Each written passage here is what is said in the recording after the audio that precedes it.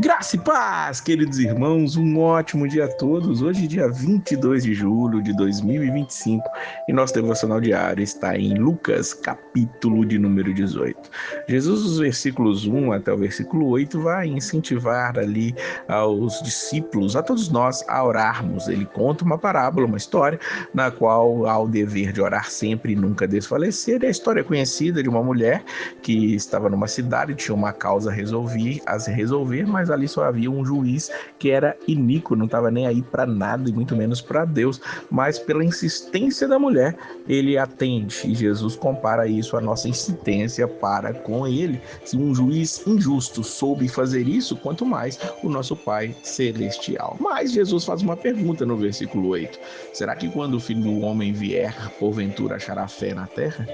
Será que quando Jesus voltar as pessoas ainda estarão orando, estarão buscando? Lembre-se que Jesus está contextualizando essa questão da fé na terra justamente com a oração.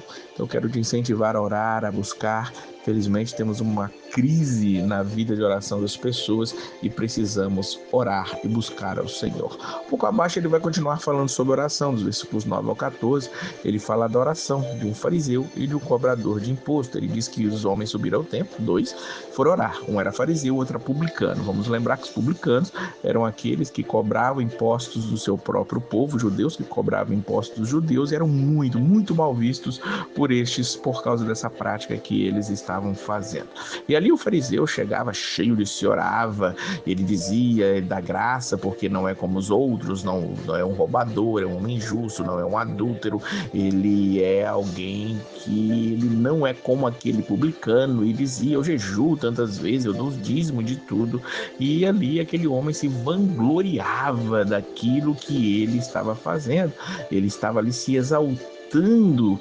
É o que Jesus vai dizer no versículo 14. Mas o publicano, o pobre coitado, ele chega ali, ele não olha nem para cima, ele bate no peito e diz: ó Deus, tem misericórdia de mim, que sou pecador.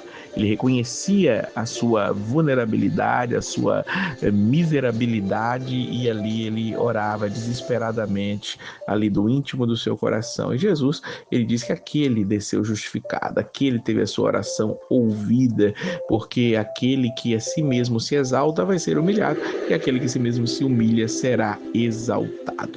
Um pouco mais abaixo, Jesus, os versículos 18 até o versículo número 30, ele vai falar aqui a história do perigo das riquezas. Vem um homem para ele, muito rico, e chega e pergunta o que ele tinha que fazer para herdar a vida eterna. Veja que, como rico, ele achava que podia fazer alguma coisa para herdar a vida eterna, para talvez pensasse que poderia comprar com as suas riquezas a vida eterna.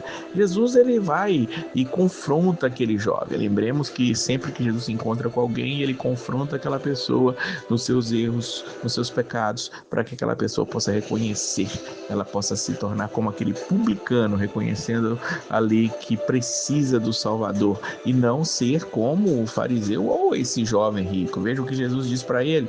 Ele cita os mandamentos. Você conhece? Não adorarás, não matarás, não furtarás, não dirás falso testemunho, honra teu pai e a tua mãe.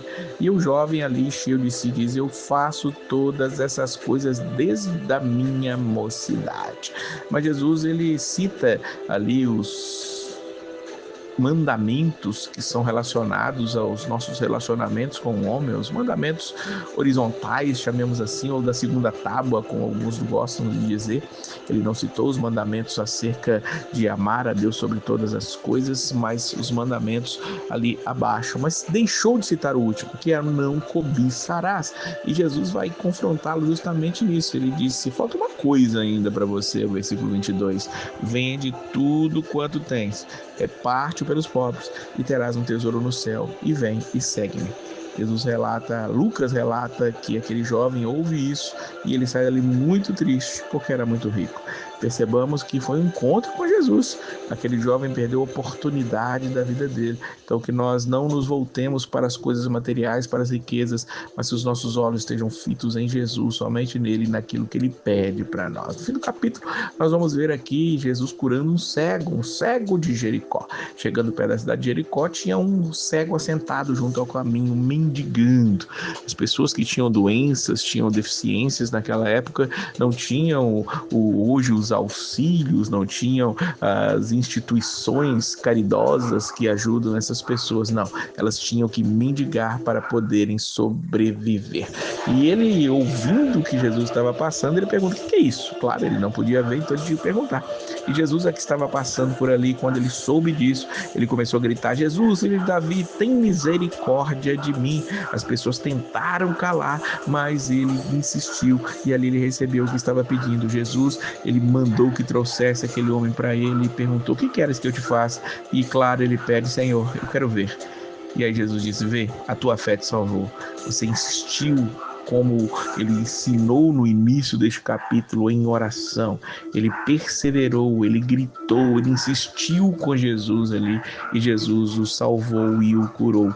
E assim que ele foi curado, logo viu e seguiu, glorificando a Deus. E todo o povo, vendo isso, dava louvores a Deus. Veja que aquilo que aquele jovem não quis, que foi seguir a Jesus para ter a vida eterna, este homem fez aqui, seguiu e foi glorificando a Deus, que esta é a vida eterna.